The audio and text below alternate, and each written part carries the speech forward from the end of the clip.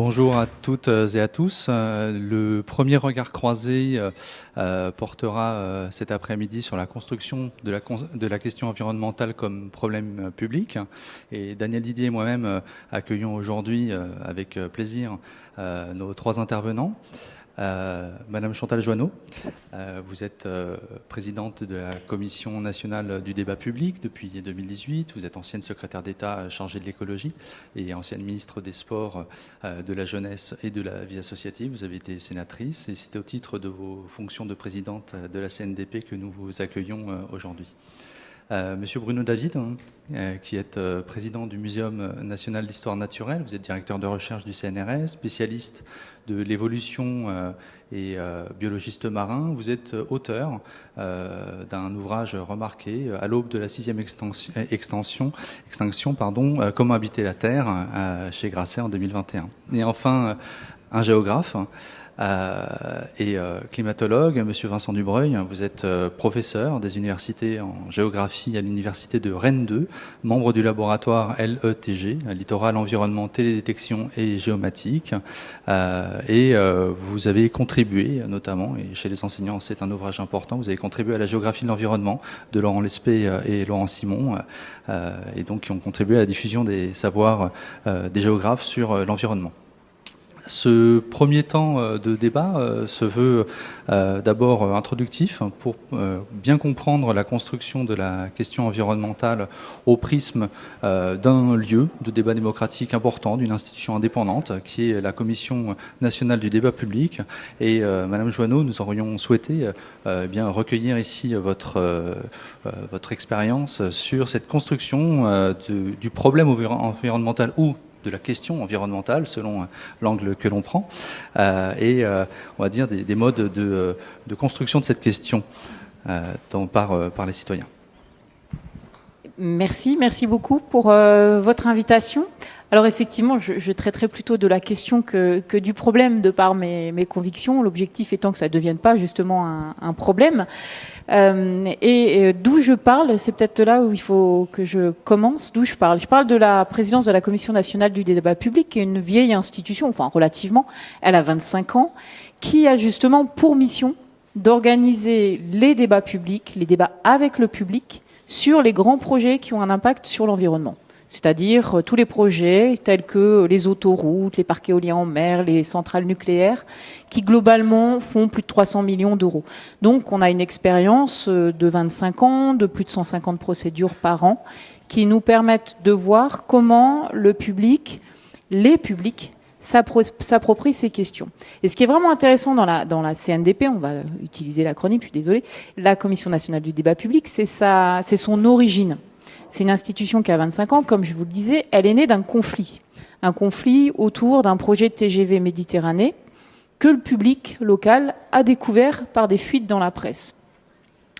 Il s'en est beaucoup et naturellement ému. Et donc, il s'est auto-organisé en collectif de citoyens pour aller chercher des informations auprès des autorités et pour organiser lui-même un débat dont il a défini les règles. Et son principe était de dire, écoutez, vous, politiques, décideurs, dans une démocratie, vous n'avez pas plus de place, de poids en tout cas, que nous. Donc il est légitime qu'on ait tous exactement le même temps de parole. Et donc ce principe de base qui était un droit à l'information, un droit au débat, un droit de remettre en question l'opportunité d'un projet, c'est-à-dire de mettre en débat est-ce qu'on fait ou est-ce qu'on ne fait pas ce projet, est-ce qu'il a un intérêt, elle est vraiment née d'une initiative citoyenne. Et c'est comme ça aujourd'hui qu'on fonctionne. C'est un peu cette idée d'une commission qui est au service du public, qui est organisée par des personnes qui sont issues du public. On a des représentants, des associations évidemment, des entreprises, des syndicats, des magistrats, qui vont vraiment veiller à ce que le public ait tout pour pouvoir débattre d'un projet. Et ce qui va sortir d'un débat, c'est un bilan qui va faire le tour des arguments autour d'un projet. Qu'est-ce qu'on dit de ce projet? Qu'est-ce qui inquiète la population? Quelles sont ses attentes? Quels sont ses points durs?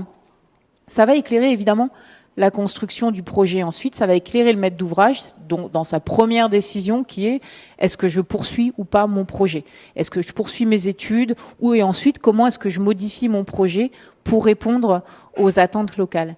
Mais c'est aussi et peut-être surtout une démarche profondément démocratique. C'est-à-dire que c'est quand même un approfondissement de la démocratie qui permet de dire, quand vous avez des grands projets qui vous touchent, c'est normal que vous puissiez en être informé et c'est normal que vous puissiez en débattre. Et d'ailleurs, l'environnement, c'est très particulier, c'est à peu près l'un des rares domaines où vraiment le public a un droit spécifique inscrit dans la Constitution, qui est le droit de pouvoir en débattre. C'est un environnement où ça s'est naturellement construit comme ça depuis maintenant relativement longtemps. Ça s'est inscrit comme ça en raison notamment de conventions internationales comme la déclaration de Rio qui a dit les bonnes décisions dans le domaine de l'environnement, elles doivent être nécessairement partagées parce que l'environnement, c'est un bien public commun, donc c'est normal que les décisions soient partagées. Et puis, il y avait une deuxième idée qu'on a beaucoup plus trouvée en Europe au moment de la transition des pays de l'Est. À ce moment-là, il y a une convention qui a été négociée pour dire quels critères vous devez respecter, vous, pays de l'Est, pour qu'on vous considère comme ayant abouti votre transition démocratique. Eh bien, dans ces critères, il y avait ce principe que la population devait pouvoir participer à l'élaboration des décisions qui ont un impact sur son environnement. Donc, on est vraiment dans un champ d'activité où le public a naturellement un droit à l'information et à la participation.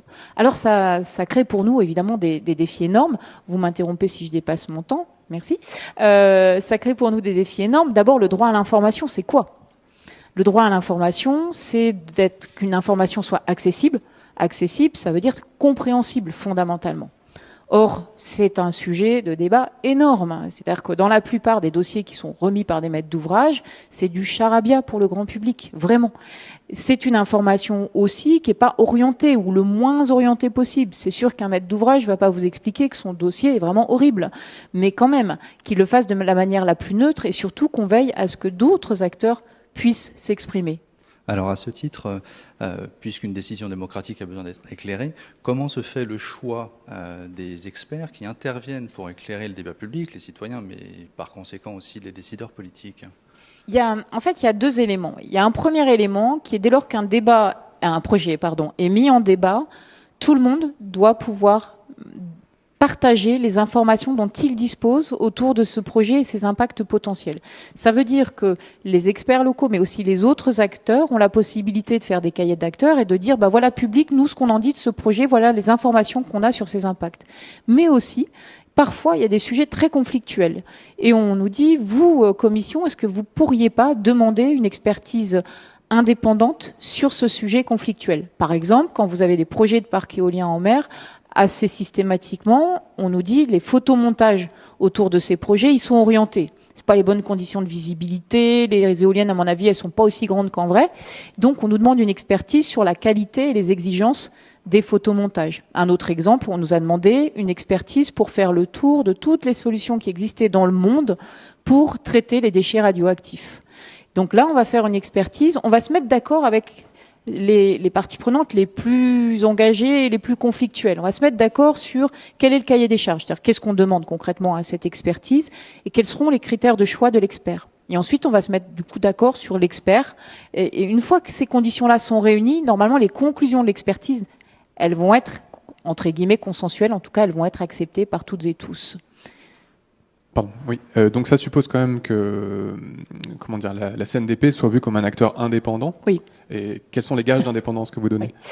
Alors la CNDP, effectivement, j'aurais pu commencer par là. C'est un acteur, c'est une autorité indépendante et neutre. C'est vraiment deux conditions indispensables à tout débat public. Indépendante.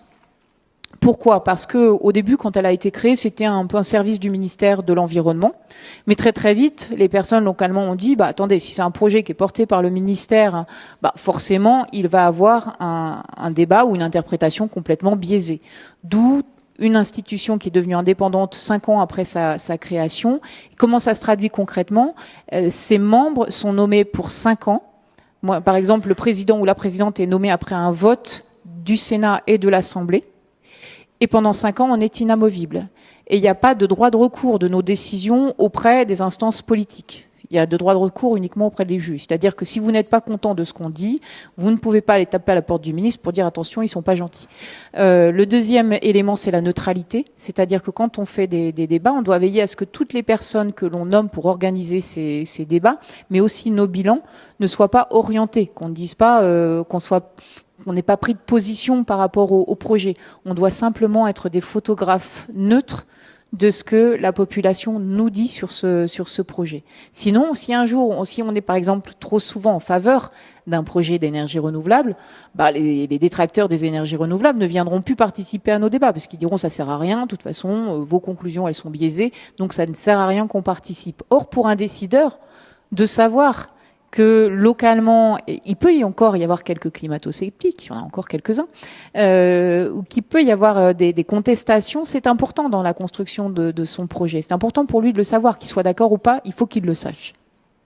Alors justement, à propos de ces contestations, les collègues qui nous suivent en ligne sont face à des élèves pour lesquels les préoccupations environnementales sont quasiment un fil vert de toutes leurs considérations politiques. Et à ce titre, est-ce que vous observez un rajeunissement des participants aux différents débats que la CNDP organise ?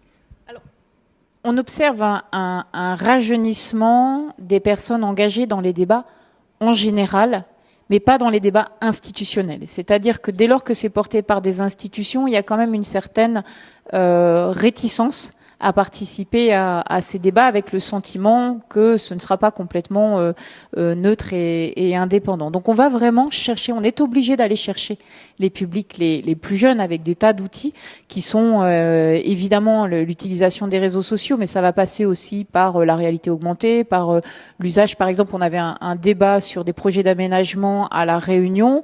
On a mis en place des maquettes virtuelles, on a mis en place avec des casques 3D, vous pouviez vous-même construire votre projet. Donc ça attire effectivement les jeunes, donc il faut être vraiment très très très très proactif. Et ce qui est intéressant, c'est que quand on arrive à les faire intervenir comme public dans un débat, par exemple, dans un débat, on avait demandé à un lycée de faire un cahier d'acteurs, c'est-à-dire de se positionner par rapport à un projet dans le Sud, c'était un projet de route. Il a présenté une position qui était en rupture radicale avec toutes les positions présentées par les autres acteurs. Et on a demandé justement aux décideurs, en l'occurrence c'était l'État, de se positionner spécifiquement par rapport à cette attente des jeunes, qui était grosso modo votre projet de route, franchement, il n'a aucun sens à une échelle de 20 ou 30 ans. Et alors comment on fait justement dans ce cas-là ? Est-ce qu'il n'y a pas une impasse ? Est-ce que c'est pas une aporie là ? Quand les jeunes disent on ne peut plus, on ne veut pas de cette route, comment on fait entendre leur voix ? Quand on fait un débat, c'est justement pour mettre en question l'opportunité d'un projet. Si les jeunes vous disent votre route c'est une impasse, là c'était essentiellement pour du fret. Mais par contre, vous pourriez développer le train. Qu'est-ce qu'a fait le préfet ? Il a écouté ça et il a relancé des travaux pour redévelopper le fret ferroviaire, donc le train, dans la zone. C'est pour ça qu'un débat est intéressant et un débat a des impacts. C'est-à-dire qu'on a fait cette évaluation. Souvent les gens nous disent les débats publics ça sert à rien, toutes les décisions sont déjà prises. Donc on a évalué est-ce que les projets bougent après un débat. Dans 60% des cas, les projets évoluent après un débat. Des projets sont abandonnés. Par exemple, il y avait un projet d'exploitation d'une mine d'or monumentale en Guyane, ça s'appelait le projet Montagne d'Or. C'est bien grâce au débat que le projet a été abandonné. Pourquoi ? Parce qu'on est allé mobiliser la parole des personnes qui étaient vraiment concernées, c'est-à-dire les Amérindiens, et qui ont clairement expliqué que pour eux, c'était inacceptable. Donc oui, ça bouge et ça permet de faire évoluer, ça permet d'aller étudier d'autres solutions finalement. Alors on perçoit bien que les modes de gouvernance sont en train de se redéfinir. Et justement, pour aborder la question plus scientifique, Bruno David, on a envie de poser la question de façon un petit peu provocante, pardon de ce terme. Finalement, les politiques environnementales sont-elles des questions trop sérieuses pour être confiées à des décideurs politiques ? Au-delà de ça, je pense que ce sont des questions trop sérieuses pour être confiées uniquement à des scientifiques. Je pense, donc je suis en train de me tirer une balle dans le pied. Pas tout à fait, non, mais c'est vraiment des problèmes de société et on rejoint ce que vient de dire Madame Joanneau. On ne peut pas n'avoir que des paroles d'experts dans les domaines de l'environnement. Et notamment, on ne peut pas avoir que des paroles d'experts en biologie animale, biologie végétale, écologie, climatologie, etc. Il faut absolument qu'on ait aussi un apport très important des sciences humaines et sociales. Et en fait, il y a 3 paramètres. Dès qu'on est dans une société qui a des problèmes liés à l'environnement, on a des sujets environnementaux à proprement parler, on a des sujets qui sont aussi des sujets économiques, puis on a des sujets sociaux, d'acceptabilité des choses. Et si on n'aborde pas les choses tout ensemble, les 3 ensemble, ça ne marche pas. Donc, en effet, ce sont des problèmes trop compliqués, en tout cas trop importants pour nos sociétés, pour qu'on puisse les confier uniquement à des spécialistes de quelque bord qu'ils soient. Alors vous évoquiez il y a quelques semaines sur un plateau de télévision avec une certaine malice la nécessité parfois pour tout un chacun d'éteindre son portable et de se mettre à écouter les oiseaux. Dans votre présidence de cette institution bicentenaire maintenant, le Muséum national d'histoire naturelle, finalement, une de vos missions, il me semble, est de construire une culture de la nature. Alors quels sont les moyens, les leviers qui permettent justement de diffuser la connaissance scientifique qui est celle d'aujourd'hui? Alors il y a bien sûr il y a plusieurs niveaux. Le muséum sa toute première origine, c'est 1635, donc c'est bientôt 400 ans. C'est 1793, la Révolution, qui l'appelle Muséum d'histoire naturelle. À cette époque, il devient national en 1908, au moment de la course aux armements avant la Première Guerre mondiale. C'est assez intéressant à noter aussi. Enfin bref, mais je vais pas dériver là-dessus. Le muséum, depuis son origine, il construit de la connaissance à travers la recherche, à travers des collections gigantesques. On a à peu près un spécimen de collection par Français. On a 68 millions d'objets dans nos collections. Donc c'est facile à retenir. Si on voulait le distribuer, voilà, on en donne un à chaque Français. Alors il y en a qui auraient des petits insectes, puis il y en a qui auraient une baleine. Alors ça dépend de la taille de votre salon, hein, mais une baleine, ça peut être un peu encombrant des fois. Donc ça, depuis le début, le muséum fait de l'acquisition de connaissances. Le muséum fait de la diffusion de connaissances auprès des publics, à travers des conférences, à travers ses galeries, ses jardins, ses zoos, également pratiquement depuis le tout début, puisque la ménagerie, c'est 1794, quand la ménagerie royale de Versailles arrive au Jardin des Plantes. Donc ça, on sait faire. Et j'ai rajouté un troisième axe, parce qu'il me semblait que dans ce début du XXIe siècle, c'était important d'avoir un axe également majeur pour piloter cet établissement, pour l'emmener vers l'avenir. C'est ce que j'appelle un muséum engagé et responsable. Et ça rejoint totalement ce qu'on disait, où là, comment est-ce que finalement le muséum prend la parole dans la société? Comment est-ce qu'il s'engage en quelque sorte, tout en ne franchissant jamais une certaine limite, qui est la limite de là où commencerait la politique, et le muséum ne se pose jamais non plus en prescripteur d'opinion. Il n'est pas là pour dire aux citoyens, vous devez faire ceci, vous devez faire cela. On est là pour éclairer une décision qui après est une décision individuelle ou une décision collective. Donc ça fait appel à la conscience individuelle ou à la conscience collective par rapport à un état des lieux qu'on est en capacité de dresser sur l'environnement en général, soit des points spécifiques comme évoquait Madame Joanneau, soit des choses beaucoup plus générales, changement climatique. Alors je ne parle pas d'ailleurs de climato-sceptique, d'ailleurs, je parle de climato-négationniste parce que je considère que au-delà d'un certain niveau, il faut appeler un chat un chat. Hein, c'est comme ça. Donc on s'engage de cette manière-là. Alors comment est-ce que le muséum s'engage de cette manière-là? Il le fait en écrivant des manifestes. Alors je m'explique. Quand je suis arrivé en 2015 à la tête du muséum, à la présidence du muséum, je me suis posé une question. Vous allez me dire, il est peut-être temps de se la poser. À quoi ça sert de faire de l'histoire naturelle au XXIe siècle? Bon. Alors c'est un peu un pied de nez, mais je me posais réellement cette question et je me suis dit, bon, j'avais bien sûr réfléchi, mais je me suis dit j'ai besoin d'un appui pour avancer intellectuellement dans cette prise de conscience, parce que c'est complètement lié aux sujets environnementaux qui nous préoccupent aussi. Donc j'ai demandé à un groupe d'une quinzaine de personnes, moitié muséum, moitié pas muséum, à m'aider à réfléchir à cette question. Et ils ont produit un texte, donc je les ai laissés travailler indépendamment. Je les ai installés, puis je les ai laissés travailler indépendamment. Je ne suis pas intervenu dans leur travail. Et ils ont produit un texte qu'on a finalement publié, qui a été édité sous la forme d'un petit ouvrage qui existe en version française, version anglaise, dans le même petit volume, qui se lit en une trentaine de minutes, et qui s'appelait, en 2017, le temps que le premier sorte, « Quel futur sans nature ?» Et puis ça a eu un certain succès, donc on en a fait un autre sur le sujet des migrations. On en a fait un troisième sur le sujet des limites, face aux limites. On en a fait un autre sur les relations entre les humains et les autres animaux. Celui de l'année dernière s'intéressait à l'histoire naturelle de la violence. Et celui qui va sortir cette année s'intéresse à la notion de sexe et de genre.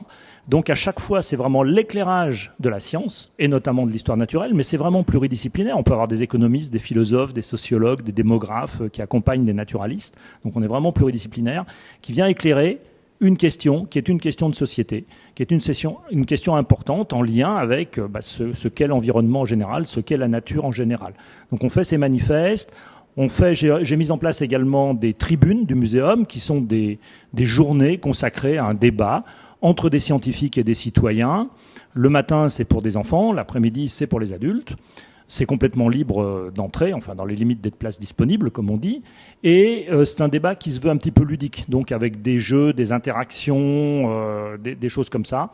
On en a fait une, par exemple, sur le risque en partenariat avec l'Institut de physique du globe de Paris, qui est juste de l'autre côté de la rue Cuvier, ce sont nos voisins. Et là, on avait distribué des petites boîtes de bonbons dans le public pour faire comprendre qu'un risque, c'est le croisement d'un aléa et d'une vulnérabilité.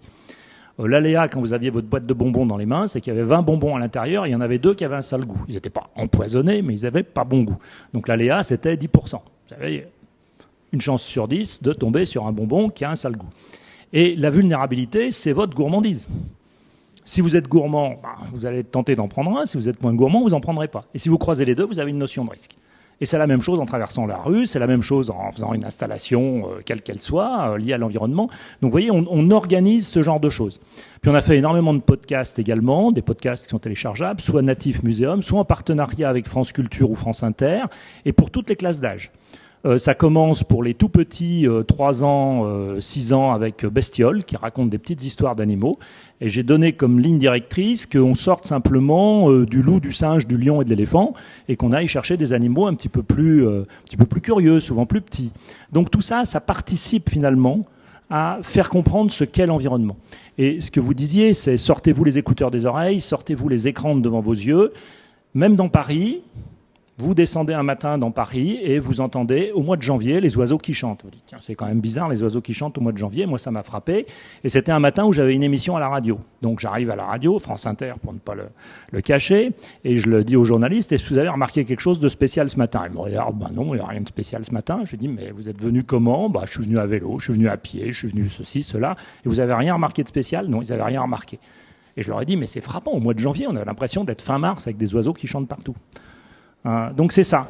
Et tout ça, ça fait partie d'une dynamique qu'on doit installer, et le muséum doit s'installer, enfin vraiment s'inscrire dans cette dynamique, tout en, comme je le disais, ne pas être prescripteur d'opinion. Je pense que c'est très important qu'on garde ce recul, qu'on soit pas là pour donner des leçons ou dire précisément aux gens ce qu'ils doivent faire ou ne pas faire.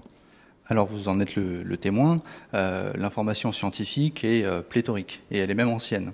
Le livre de Rachel Carson, si je ne me trompe pas, c'est 1962. Le rapport Meadows, pour toutes les dimensions globales et économiques, voilà, 72. Le premier rapport du GIEC a 32 ans.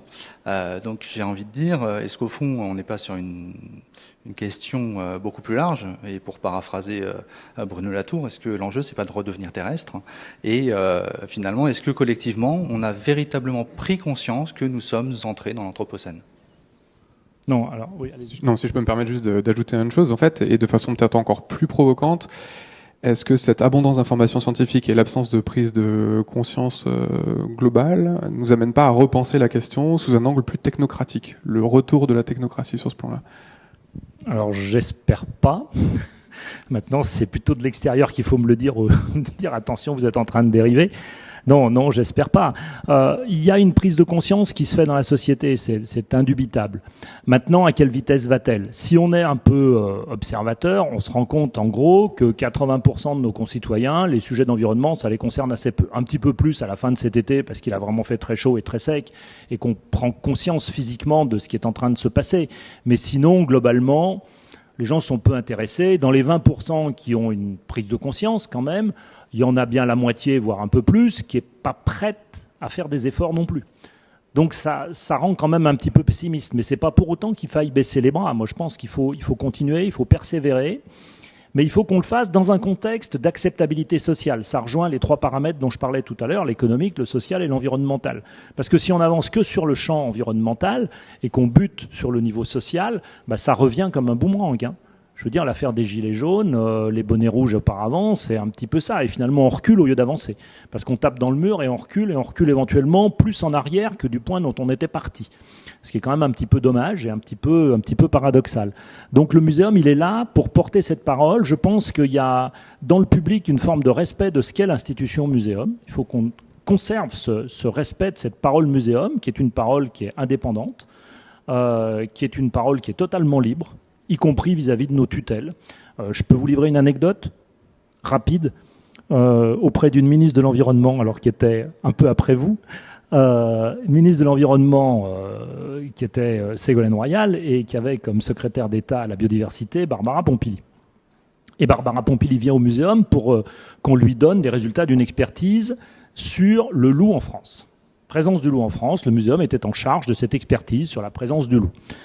Et elle me dit, mais alors, si on fait un taux de prélèvement de 15% sur les populations de loups chaque année, dans 10 ans, où est-ce qu'on en est? Et je lui dis, écoutez, madame, on en sera entre 0 et 2000 loups. Et là, j'ai senti comme un flottement dans son regard. Elle a dû me prendre pour un fou. Et elle me dit, mais attendez, mais c'est pas une réponse. Et je lui dis, si, c'est une réponse, parce que la vie ne se met pas en équation. On ne peut pas mettre la vie en équation. Il y a toute une série de choses qui nous échappent. Et si on fait un prélèvement de 15%, mettons qu'on parte de 100 loups cette année, si on fait un prélèvement de 15%, on aura autour de 85 loups. Mais ça sera peut-être 83, ça sera peut-être 87.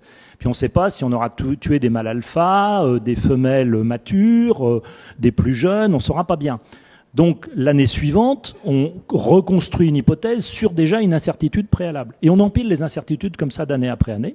Ce qui fait qu'au bout d'un certain nombre d'années, une dizaine d'années, on est sur une trajectoire qui est complètement imprévisible. Et donc, on est effectivement entre 0 et 2000 loups. Donc, ça veut dire que la question est mal posée. Donc, c'est ce qu'on doit expliquer parfois à nos tutelles, quelles qu'elles soient. Et on garde cette capacité de le faire avec une totale indépendance de l'institution vis-à-vis des tutelles.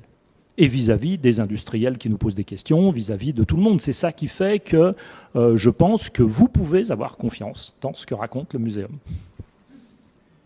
Et si on reste du point de vue du politique, si vous présentez les choses comme ça, donc une population qui évolue entre 0 et 2000, comment le politique se débrouille avec cette information pour prendre sa décision? Alors, réponse courte, il se débrouille comme il veut. Réponse un peu plus élaborée. Non, mais ça veut dire que les questions de biologie, les questions d'écologie, les questions qui touchent à la vie et à la biodiversité sont des questions complexes. Encore bien plus complexes que les questions de changement climatique. Le changement climatique, c'est très compliqué, mais on peut quand même le mettre en équation. On peut quand même dessiner des tendances avec des incertitudes qui vont aller en s'accroissant au fur et à mesure qu'on essaiera de se projeter sur du long terme. Dès qu'on touche à la vie, il y a de l'acclimatation d'individus à un moment donné, il y a de l'adaptation de populations sur des pas de temps un petit peu plus longs, et puis il y a le temps de l'évolution qui, lui, va se mesurer plutôt en milliers d'années ou en dizaines de milliers d'années, qui est l'évolution biologique pour elle-même, avec l'apparition éventuellement de nouvelles espèces. Donc il faut avoir conscience de ça, il faut rester modeste face à cette complexité, il faut faire preuve sans doute de moins d'arrogance, et ça veut dire que derrière, il faut accepter l'incertitude. Et ça fait partie peut-être de la partie la plus difficile de mon travail, c'est d'être en capacité de dire « attention, c'est compliqué, je suis désolé, c'est compliqué, la vie c'est compliqué, c'est pas de ma faute, c'est comme ça ». Et derrière ça, il faut que vous acceptiez qu'il y ait un certain niveau d'incertitude. Ça ne veut pas dire qu'on ne puisse rien faire ni rien dire. Je ne suis pas en train de dire qu'on est complètement nul. Mais c'est intrinsèque à ce qu'est le vivant. Et aussi bien on est capable d'envoyer un robot sur Mars parce qu'on sait calculer une trajectoire, c'est très compliqué là aussi, mais on sait calculer une trajectoire, et l'incertitude, c'est de savoir s'il y aura un gros caillou là où le robot va poser sa patte et s'il va basculer ou pas basculer. Dès lors qu'on est face à du vivant, on ne peut pas le mettre en équation. Et il faut accepter cela. Et tous ceux qui disent on va gérer la planète, on va gérer les continents, on va les transformer en jardin, l'océan ça va devenir un aquarium, ce sont vraiment des postures que je considère comme extrêmement aventureuses et contre lesquelles je me bats avec de manière la plus farouche possible. On va passer maintenant au point de vue du climatologue, si vous voulez bien, Monsieur Dubreuil. Est-ce que vous pourriez nous faire un petit retour d'expérience justement du côté scientifique, votre rôle régional et votre rôle également national?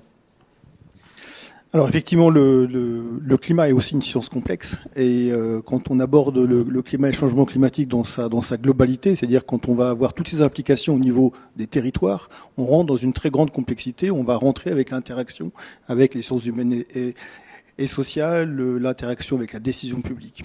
Alors quand on parle de changement climatique, il y a effectivement à la fois différents niveaux d'expertise scientifique et différents niveaux spatiaux d'intervention. Alors, évidemment, tout le monde a entendu parler du GIEC, le groupe intergouvernemental des experts sur le climat, qui produit une synthèse scientifique au niveau international.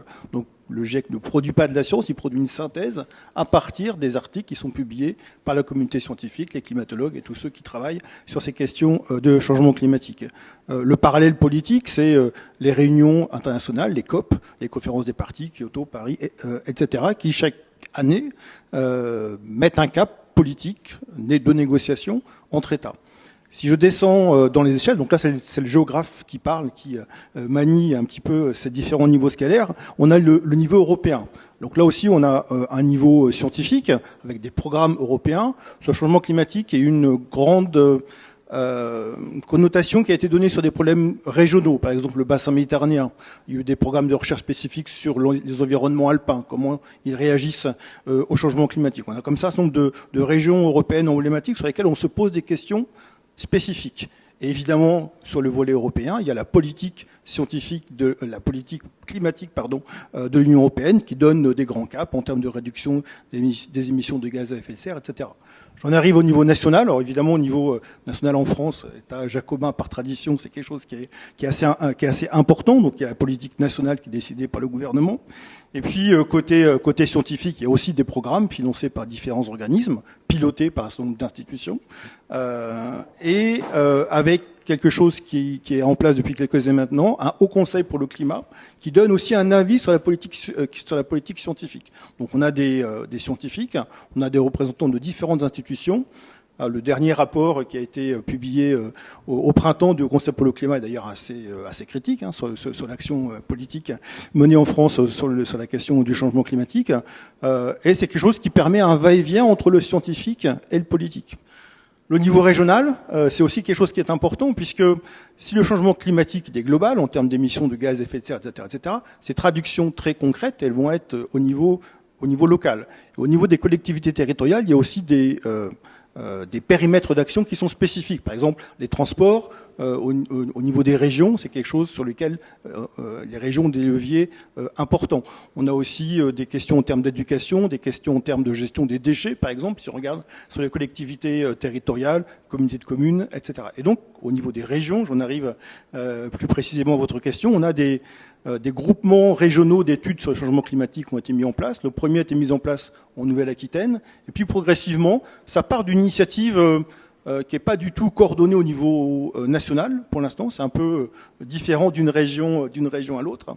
Et donc, la Bretagne, par exemple, a mis en place cette année un Haut Conseil breton pour le climat, et qui est donc une commission de 20 scientifiques qui donne des avis sur les manifestations du changement climatique telles qu'ils se produisent en Bretagne, mais la région nous a aussi demandé de produire un avis sur la stratégie d'adaptation au changement climatique de la région Bretagne. Donc c'est le premier avis qu'on a rendu cet été.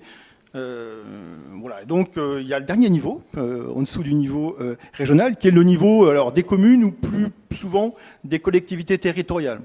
Alors là aussi, qui sont contraintes par la loi en France de mettre en place ce qu'on appelle des PCAET, des plans climat, air, énergie, territoire. Et donc chaque collectivité doit mettre en place une politique d'adaptation au changement climatique, d'atténuation des changements climatiques, les deux leviers traditionnels. Et là aussi, très souvent, ces PCAET s'appuient sur une expertise scientifique, donc dans des laboratoires qui sont présents sur place. Il y a quand même beaucoup de bureaux d'études aussi qui sont sollicités pour mettre en place ces PCAET. Donc on voit qu'on a toute une série d'imbrications des différents niveaux qui montrent que le changement climatique et toutes les politiques en lien avec le changement climatique doivent être pensées à ces différentes échelles.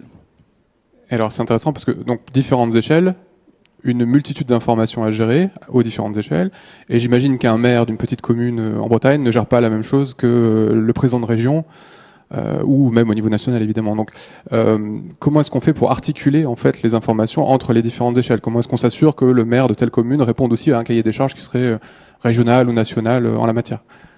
Alors sur les PCAET, il y a à la fois un cadrage législatif et puis après il y a des guides méthodologiques. L'ADEME, par exemple, fournit toute une série de guides pour mettre en place ces PCAET. Par exemple, pour avoir des objectifs d'atténuation, la première étape, c'est d'avoir un bilan carbone de son territoire. Donc là, il y a toute une série d'outils qui sont donnés. quelques-uns qui sont assez bien répandus en France et qui sont utilisés par les collectivités. Après, les choses se structurent, en tout cas de l'expérience que j'ai moi, de façon souvent un petit peu informelle. En Bretagne, on a un réseau des PCET, un réseau des acteurs territoriaux sur le changement climatique. Donc des choses qui ne sont pas forcément toujours institutionnalisées, mais qui se mettent en place simplement parce que eh bien, les différentes collectivités territoriales finissent par se poser un peu les mêmes questions, être confrontées aux mêmes problèmes, et heureusement, elles parlent entre elles. Et donc ça crée effectivement un système qui n'est pas forcément tout à fait régulé par le législatif. Et alors, en tant que coprésident du Haut Conseil breton pour le climat, finalement, quel est votre positionnement de scientifique à l'égard des conflits d'acteurs? Je pense aux algues vertes, je pense aux questions des îlots de chaleur ou simplement l'implantation d'éoliennes marines, qui souvent sont au cœur de débats entre citoyens, politiques et intérêts privés, parfois même une influence lobbyiste. Finalement, quel est votre positionnement et quelle garantie d'indépendance pouvez-vous donner dans ce débat qui est souvent complexe? Alors, c'est une question qui n'est pas facile. C'est vrai que quand le Haut Conseil breton pour le climat a été mis en place, c'est un conseil de scientifiques. On est tous, on y siège tous du fait de la qualité de nos travaux. En tout cas, c'est comme ça que la région l'a entendu. On signe une charte de déontologie. Donc, on rend des avis qui sont des avis scientifiques. Donc, c'est un petit peu les points sur lesquels on a été les plus vigilants. Il n'en reste pas moins que derrière chaque scientifique, il y a aussi un citoyen. Et donc, il faut à chaque fois lorsqu'on émet un avis, il soit bien uniquement fondé sur un avis scientifique, sur des choses que l'on peut le plus possible objectiver, même si c'est pas toujours très simple, de façon à ce que l'avis produit soit bien une réponse scientifique et pas autre chose. Et après, il y a la façon dont c'est utilisé par le politique, mais en principe, c'est plus notre ressort. Et donc, pour revenir à la question de l'abondance du traitement informationnel, parce que c'est vraiment une question importante, Madame Joanneau, vous disiez aussi que il y avait une montée en compétence des citoyens sur la question climatique. Comment est-ce qu'on gère justement à la fois la montée en compétence et la multiplicité des informations disponibles dans la prise de décision ou dans le débat? Merci. Oui, il y a une montée, enfin on la constate, la montée en compétence des citoyens et des publics sur la question du climat. D'ailleurs, il y a vraiment des positions aujourd'hui qui ont profondément changé depuis 3 ans. C'est par rapport à la nécessité de la transition énergétique. Elle est quand même aujourd'hui tout à fait partagée, même si ensuite chacun peut porter des solutions différentes. Je dirais pas la même chose sur la biodiversité. Là, pour le coup, on a vraiment un gros travail à faire.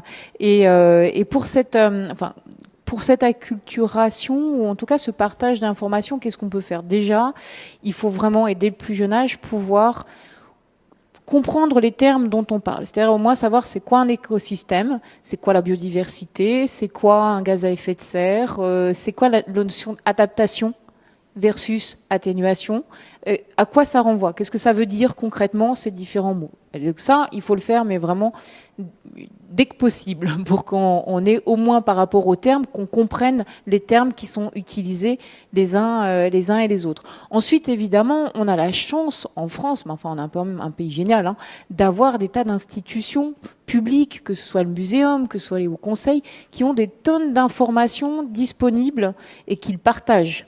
Donc, qui sont nos sources d'information. Et il faut pouvoir aussi utiliser d'autres sources d'information. Quand on a des controverses très compliquées autour de certains sujets, on peut utiliser ce qu'on appelle une clarification des controverses. C'est une méthode extrêmement simple. Vous avez un conflit autour d'un sujet. Alors, je vais pas essayer de trouver des trucs pas trop techniques. Est-ce que ça a du sens d'utiliser un pourcentage de prélèvement? Est-ce que ça a du sens de dire 15% de prélèvement? Je sais ce que j'en pense. Certains vont dire oui, d'autres vont dire non. Pourquoi vous dites oui? Qu'est-ce que ça a comme intérêt? Pourquoi vous dites non? Alors, lui, il a dit oui. Qu'est-ce que vous en pensez? Vous voyez, on croise les arguments des uns et des autres et ça rend l'information beaucoup plus compréhensible et accessible. Et dernier élément, il faut travailler aussi avec des associations ou des acteurs qui sont vraiment dans cette logique de partager, j'aime pas le terme de vulgariser, en tout cas rendre accessible l'information. Dans le domaine de l'éducation, il y a des tas d'associations qui essayent de faire ça, les petits débrouillards en co. Dans le domaine des personnes qui sont les plus défavorisées, nous on travaille avec ATD Quart Monde. On leur fait relire certains documents qu'on a et on prend des claques régulièrement parce que nous on pense que c'est tout à fait compréhensible et accessible et ça l'est pas du tout. Donc il y a aussi ce travail à faire. Mais vraiment ça c'est à différentes échelles. Et puis le dernier élément, et je rebondis parce que moi j'adore le muséum, je suis totalement fan des questions de biodiversité et donc et le climat aussi, mais le climat a une approche beaucoup plus technique et scientifique que la biodiversité, qui certes est scientifique, mais qui est un sujet d'émerveillement permanent. C'est-à-dire quand on voit les capacités extraordinaires des différentes espèces. Un jour, je parlais des tardigrades. Personne ne sait ce que c'est qu'un tardigrade, mais c'est incroyable comme espèce. Et ben, il y a aussi cette nécessité de nous émerveiller collectivement par rapport à ces connaissances et compétences auxquelles on peut avoir accès en France, en particulier. Alors, vous évoquez l'information, son poids, sa quantité pléthorique. Est-ce que, et la question s'adresse à tous, bien entendu, est-ce que, de votre point de vue, cette meilleure information du grand public sur la question de biodiversité et plus globalement du changement climatique génère une conflictualité, on va dire, accrue, ou est-ce que simplement il y a toujours eu des conflits sur les questions climatiques ou même énergétiques, on pense à Plogoff dans les années 70.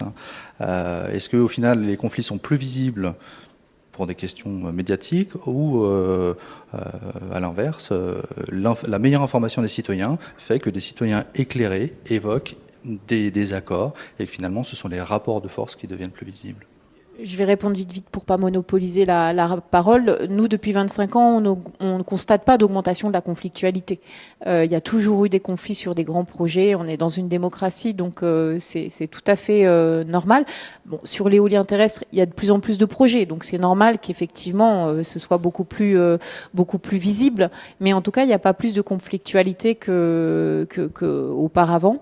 Et juste une petite anecdote, on en parlait tout à l'heure, quand on était à Copenhague en 2007 sur les questions de climat, ça a juste été impossible de dire à l'époque dans la négociation internationale que la limite qu'il fallait se fixer, c'était plus 1,5 degré.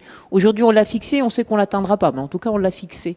Donc non, il n'y a pas plus de conflictualité, il y avait déjà à l'époque beaucoup de conflits autour de ces questions. Monsieur Lebreuil. Alors, on peut quand même déceler, je crois, dans la jeune génération, des formes de radicalité, par contre. Je pense que c'est des choses qu'on a vu émerger. On le voit dans les cours à l'université, j'imagine au muséum aussi. Des jeunes qui souhaitent aller beaucoup plus loin et qui nous interrogent très fortement en disant bon, ça fait 30 ans qu'on sait que le climat change et finalement qu'est-ce qu'on fait, qu'est-ce qu'on peut faire, est-ce qu'il ne faut pas remettre en cause le modèle? Je ne fais pas de la politique, je pose le constat. Est-ce qu'il ne faut pas remettre en cause une certaine forme de développement? Est-ce que finalement tout ce qu'on nous a enseigné pendant 5 ans, 10 ans à l'école, université, est-ce que ça ne contribue pas finalement à faire perdurer un modèle dont on sait qu'il nous mène dans le mur? Donc ça, c'est quand même un discours qu'on a depuis quelques années auprès de nos jeunes, qui a quand même beaucoup progressé. Je ne sais pas côté muséum, en tout cas à l'université, on voit une forme de militantisme et d'activisme même qui est aujourd'hui plus présent qu'il ne l'était il y a quelques années et qui nous interroge clairement, scientifiques et décideurs. Alors, je sais pas, le muséum est un lieu où il y a relativement peu de conflits avec le public. Bon, les gens viennent d'abord librement, on les force pas à venir au muséum. Mais ceci dit, vous pouvez venir, largement. On reçoit énormément de public. On n'a jamais d'ailleurs reçu autant de public que cette année. On a battu tous nos records et on est en train de faire une année totalement exceptionnelle. Donc je pense qu'il y a un besoin aussi de connaissances. Et ma devise pour le muséum, c'est émerveiller pour instruire. Parce que je pense que l'histoire naturelle est belle. On peut facilement s'émerveiller avec des objets d'histoire naturelle, que ce soit des météorites ou que ce soit des petits insectes ou des mammouths ou des tigres. On peut facilement s'émerveiller, mais j'estime qu'il ne faut jamais oublier que l'une des grandes missions du muséum, c'est d'instruire le public. Alors, je n'interdis pas au public de venir simplement déambuler dans la grande galerie de l'évolution pour le plaisir des yeux, mais si on a un message qui permet d'instruire, c'est bien aussi. Et on le fait dans toutes nos expositions, en essayant d'éviter des messages qui seraient trop anxiogènes et qui souvent sont contre-productifs parce que derrière, les gens se disent c'est pas la peine que j'agisse, de toute façon, c'est foutu. Donc, je ne vais pas changer de comportement. Donc, on essaye de... Quand j'ai fait l'exposition sur l'océan, j'avais donné aussi comme consigne de dire ce que je souhaite, c'est que le visiteur qui sorte de l'exposition soit plus réceptif, soit plus sensible au sujet qui concerne l'océan que lorsqu'il y est entré, sans être anxiogène, à travers la beauté de ce qu'on montre, à travers de cet émerveillement qu'on peut avoir par rapport à la beauté du monde qui nous entoure. Et ça veut dire qu'il faut aussi apprendre à observer et qu'on a perdu cette capacité d'observation. Ça rejoint l'anecdote que je disais tout à l'heure à propos des journalistes de la radio. Il faut qu'on retrouve cette capacité d'observation et si on veut la reconstruire, il faut qu'on parte d'abord chez les enfants et notamment chez les petits-enfants qui ont cette capacité mais qu'on ne leur inculque pas. Et il faut absolument qu'on retrouve dans l'éducation nationale, dès les plus petites classes, ce qu'on appelait il y a très très longtemps les leçons de choses, mais qui reviennent en fait à savoir observer des petites choses et pas s'intéresser aussi qu'aux grandes choses. Et pour la partie en tout cas biodiversité, qui est peut-être plus compliqué que le climat quand même, enfin plus simple que le climat à expliquer comme ça à partir d'objets très concrets, et en même temps plus compliqué parce que comme je le disais, la vie c'est compliqué et qu'au bout d'un moment, expliquer la biodiversité à un politique, au moins à certains, c'est pas simple. Parce qu'on ne peut pas l'expliquer en 3 mots, c'est pas seulement une affaire de température et d'humidité. Et bon, je veux pas simplifier le climat outre mesure, hein, ne faut pas se méprendre sur mes propos. Hein. Mais la vie, ce sont des millions et des millions d'espèces, ce sont des... Alors, pas des kilomètres, mais enfin, je veux dire, l'ADN d'un être humain, c'est quand même 3 milliards de barreaux dans la molécule dans notre ADN mis bout à bout. 3 milliards. Donc, ça donne une mesure de la complexité de notre génome. Tout se ramène pas à ça, parce que j'aime bien donner une comparaison. Le génome de la tulipe, c'est 34 milliards. C'est 11 fois plus. Donc, pour vous, c'est juste une anecdote comme ça. Mais pour vous montrer que c'est compliqué, tout ça. Et qu'il faut laisser cette complexité à des scientifiques. Il faut quand même faire passer un message pour vous dire on s'en occupe, mais c'est pas si simple. Et on va essayer de faire des projections. Et en attendant, réapprenez à observer, émerveillez-vous. Et ça vous donnera une sensibilité plus importante au sujet et aux questions d'environnement, que ça touche le climat ou la biodiversité en général. Et donc, chacun d'entre nous a une marge de progrès. Exploitons chacun notre marge de progrès à l'aune de ce que nous sommes, puisque nous ne sommes pas tous dans la même situation. On n'a pas le même âge, on a des enfants à charge, on n'a pas d'enfants à charge, on est plus ou moins fortunés, on est urbains ou ruraux, on n'est pas tous dans la même situation, on ne peut pas tous faire le même effort, mais on a chacun des marges de progrès, et ça doit nous rendre optimistes, parce que ces marges de progrès, elles existent à la fois au niveau individuel, chacun d'entre nous, au niveau collectif, à travers les entreprises par exemple, et au niveau politique bien sûr, qui est aussi un autre niveau collectif. Et on a 2 leviers d'action vraiment très importants, notre carte d'électeur et notre carte bleue. Donc utilisons-les et réfléchissons avant d'acheter un nouveau truc. Dans mes conférences, je donne aussi l'exemple des pantalons de type jean qui en moyenne parcourent 50 000 km avant d'arriver dans votre armoire. Est-ce que c'est pas un petit peu absurde? Est-ce que j'ai besoin d'un pantalon supplémentaire? Vraiment ou pas. Alors évidemment, vous pouvez en avoir vraiment besoin, mais il faut peut-être se poser la question. Ça mobilise aussi, je crois que c'est 8000 litres d'eau pour en fabriquer un. Enfin bon, on peut se poser ce genre de questions. C'est là où on a chacun des marges de progrès. Exploitons nos marges de progrès et vous verrez, on a, je pense, 20% de marge possible, collective ou individuelle, et ça pourrait déjà aller mieux rien qu'en exploitant ces marges-là. C'est ce qu'on essaye d'expliquer au muséum. Alors, on a bien compris la nécessité d'éduquer le public, d'après toutes vos interventions, et puis la montée en compétences du public sur ces questions-là. Est-ce qu'on pourrait parler aussi de nécessité d'éduquer les politiques sur ces questions? Et de monter en compétences pour eux aussi? Oui. Alors, il y a quelque chose qui a été fait avec la nouvelle Assemblée, là, puisque devant l'Assemblée, il y a eu un certain nombre de scientifiques qui sont allés. J'y ai été convié, malheureusement... il se trouve que je préside et que je dirige cet établissement. Je ne suis pas seulement un président scientifique. Il y a 2500 personnes, donc c'est un petit peu compliqué. Il y a des journées plus complexes que d'autres. Il y a des discussions syndicales qui peuvent être parfois un petit peu ardues aussi. Donc j'ai pas pu m'y rendre. Mais je pense qu'on était vraiment dans la bonne démarche. Mais il ne faut pas que ça reste simplement un événement de façade, un événement un petit peu trop cosmétique. Moi, je pense qu'il y a un vrai besoin. Alors j'ai entrepris de discuter pour créer des formations avec Sciences Po.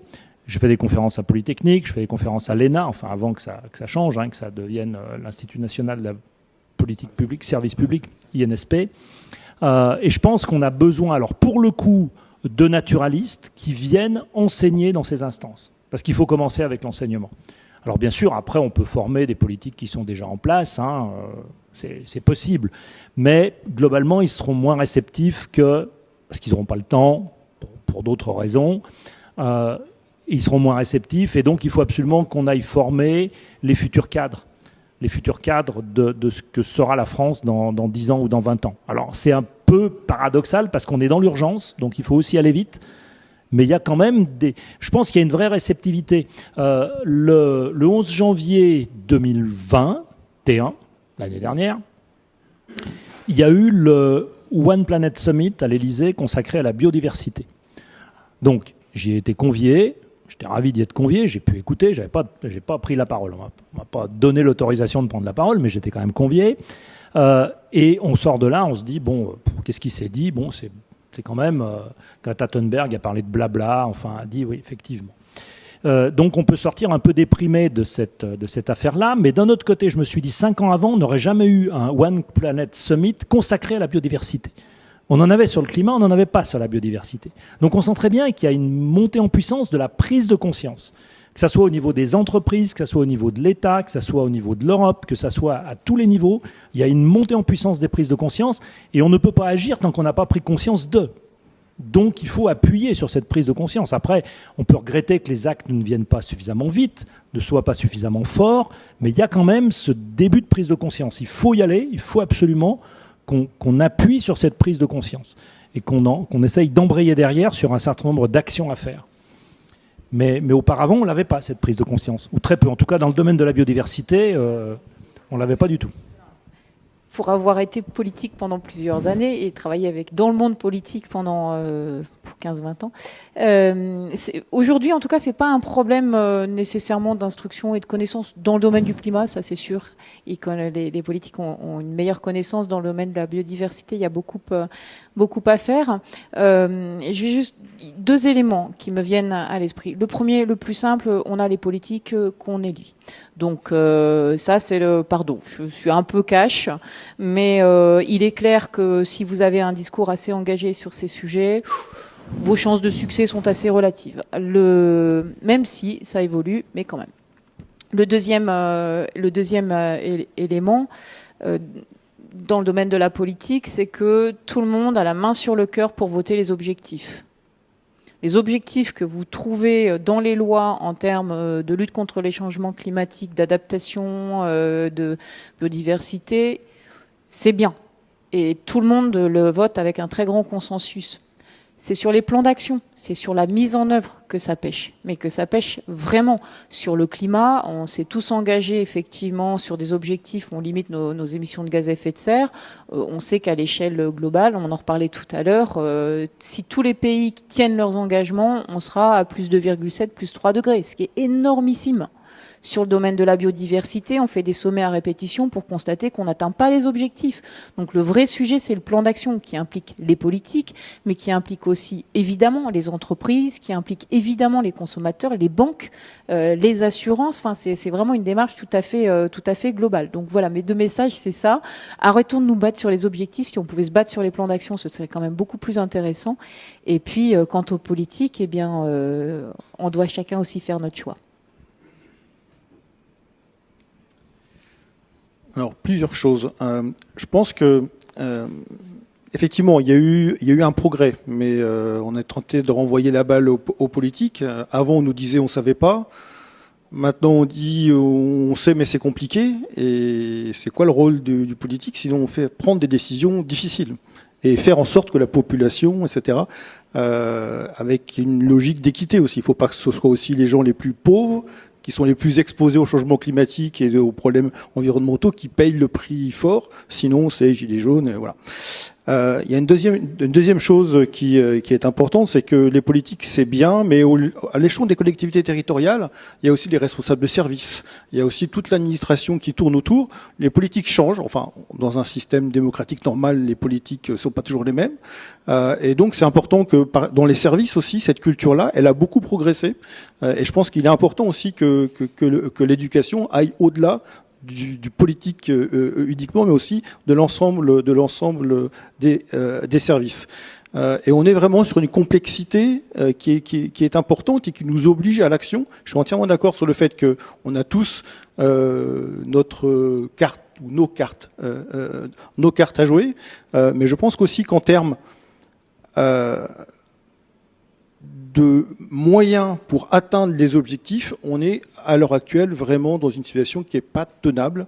On a un beau discours, mais on n'a pas une feuille de route très très claire. On n'a pas des moyens, des objectifs qui sont clairs et des outils de pilotage qui sont suffisamment efficaces pour atteindre ces objectifs. Et là, c'est bien le rôle du politique.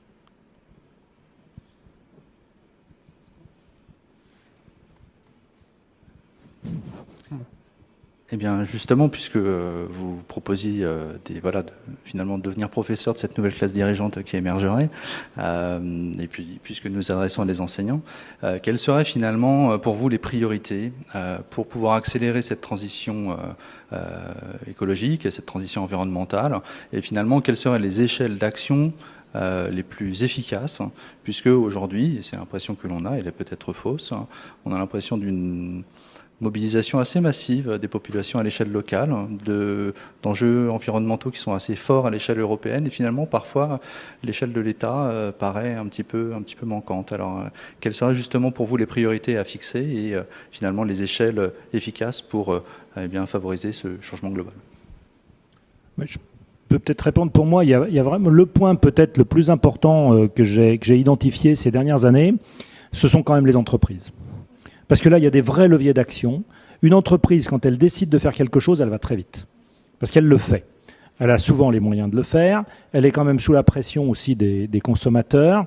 Et le message que je donne aux entreprises, c'est de dire les sujets d'environnement en général et de biodiversité en particulier, c'est pas simplement en fin d'année, quand vous faites votre bilan, de dire il me reste un peu d'argent, qu'est-ce que je pourrais faire pour l'environnement? Alors je leur dis, vous pouvez le donner au muséum, c'est bien, mais c'est pas forcément suffisant. Il faut absolument que les sujets d'environnement et de biodiversité et de climat soient en amont dans votre stratégie des entreprises. C'est aussi important que les ressources humaines, que vos parcs automobiles, que vos bâtiments, que tout ça. Il faut absolument installer ces réflexions environnementales en amont dans votre stratégie. Et là, il y a des vrais leviers parce que les entreprises ont les moyens, elles peuvent décider assez vite et elles ont une marge de progrès qui est vraiment considérable. Et nous, on est derrière avec notre carte bleue. Merci beaucoup. Nous arrivons donc à la fin de cette intervention. Merci à nos 3 participants et voilà, donc passons à la table ronde suivante. Merci à tous.